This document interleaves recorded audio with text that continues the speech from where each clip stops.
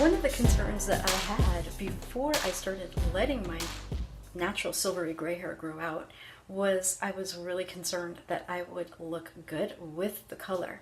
Mainly this is because whenever I have tried on any articles of clothing that were in the lighter gray ranges or soft silvery ranges, I didn't really look good in them. Now, yes, a bright silver my skin looks really good against. And I had a couple of experiences previously in my life where I noticed that a couple particular pieces of white fabric I had come across and that I was considering buying some of to make a garment, and I used to sew, that they really set off the coloring of my skin. Like, they really made me look really tan even though I wasn't. And I knew from years of going to art classes where we discussed color theory and the color wheel, and I mean, this was every single art class I ever took, and I was really into art. I was an art geek. I studied it my whole life. So I got color theory up the wazoo. And one thing that I had learned was that there are a gob of different shades of whites, blacks, grays, and in fact, every color. And I don't just mean when you're talking about light blue, medium blue, dark blue. I don't mean that. I mean within every spectrum of light blue, within every spectrum of red, within every spectrum of medium blue. There are so many shades and variations of undertones within just that one spectrum. And a lot of people don't ever really learn to, their eye just isn't trained to see those undertones within the surface color of what they're looking at. Now, in terms of whites and blacks and grays, for example, even for me, it can be pretty tricky to actually say, oh, well, this is what kind of undertones going on here. But what I have noticed is that there were a couple of pieces of white fabric that I came across in my life that when I put them next to my skin, it made it look like I had a tan when I did not. And no other shade of white would do that. What I had no idea was going to happen was that when my own silvery gray hair got long enough, I was actually experiencing the same thing. It makes my skin look a little more tan, and it just makes it look more radiant, and it makes it pop. And I really had no idea. Yes, I had seen in transition after transition picture of woman after woman that I felt that they looked better. I felt they looked more radiant. I felt their skin looked more radiant. But I didn't really catch that other aspect, that nature is so brilliant, I guess, that it's providing undertones in any given person's natural gray hair that it actually really makes their skin look better. At least this is what I believe I've been seeing now that I've started to see it within myself, and I'm experiencing this same skin tone color popping thing going on now that this has gotten long enough. And especially most of the time in the day, I have my hair up, this dyed bit is really back, so I'm really just seeing the new growth surrounding my face. I think it's a little distorting when the dyed parts are around it. Okay, let me fix this now because I'm messing up my hair.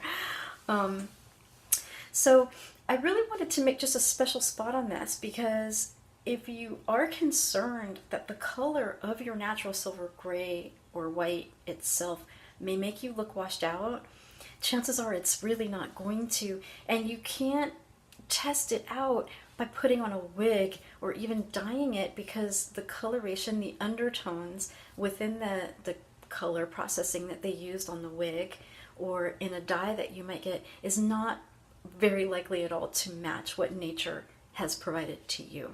So I have heard stories of people, they'll try a little dyed part, or they'll try a wig to see if they're going to look good in a color of, like either their own natural hair, or even if they want to color it some color. Like some people want to maybe put blonde or something and they don't know if it'll look good on them.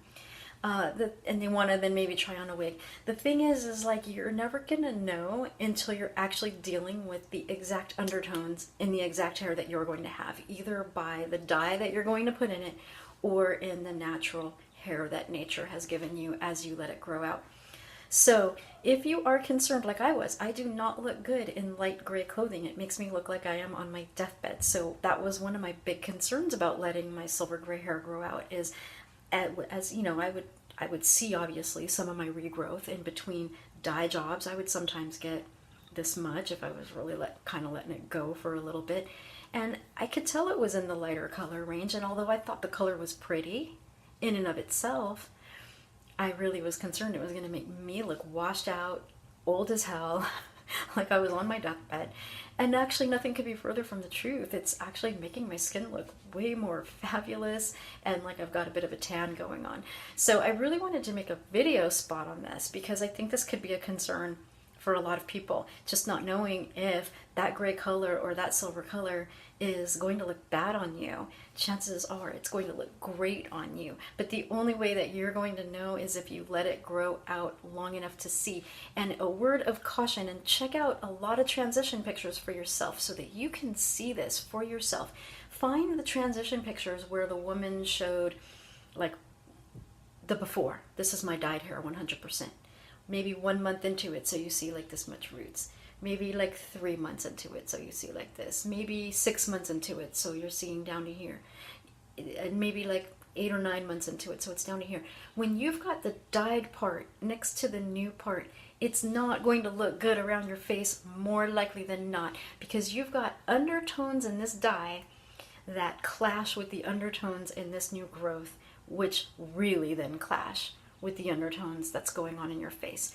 And look at this for yourself in transition, in these little transition collages that some women have been awesome enough to create. I'm going to create one too, but I'm not far enough in my own transition to show you what happens once the new growth clears the jawline. Once it clears the jawline, if someone has longer hair, if they have shorter hair, well then it's done a lot sooner. But if they've got longer hair, once it clears the jawline, you'll see a tremendous improvement in how the transition is looking on them. While the dyed and the gray parts are in the facial area, the person can tend to look older than they did with the 100% dyed hair. But if you look at the before picture with 100% dyed hair and 100% transitioned hair, or the gray hair has passed the jawline, you're going to see that they look younger than when they had the 100% dyed hair. But when there's those steps in between, most likely they tend to look a little older. So check that out for yourself so that you can prepare yourself so that if you're going through the transition and you feel like you're looking older at steps along the way, it's still hard to take. I'm not going to lie. I thought I was prepared to really not be affected by that when it happened to me because I'd seen all of this before I really started letting it grow in. And it has fazed me from time to time. But having the knowledge up front really did help me to be prepared and to help me to understand it. Because without the understanding, you've got gray hair coming down this far and then you've got dyed bits here. You're going to probably think, oh my gosh, I just look really old with this gray hair. That's not the case. It's the gray hair next to the dyed hair next to the face. And you've got 3 different sets of undertones clashing. It does not look right. Prepare yourself with the knowledge so that you can make it through the transition, my friends. And again, if you are concerned about your own natural color and how it's going to look on you, trust that nature got it right. I'm about 99.99999% sure that in everyone's case, it really did. Thank you for joining me here again today. If you are on your own silver-haired, gray-haired growing out journey or are thinking of it, consider subscribing and clicking the bell. If you'd like to leave any comments or ask questions, please leave those below. At this point in time, I am still getting to them. Once I have 50 to 100 videos, and if comments keep coming in everywhere, I don't know that I'll be able to keep up with them all on every single video, but right now I am able to, and I do get to it. It takes me a little time, but I do get to it. Thank you again. I love hearing from you. It makes me feel like I'm interacting with someone. It makes it personal for me, and it makes it easier for me to make videos. So I really do enjoy it. I enjoy hearing from you, and thank you for taking the time to leave your comments below.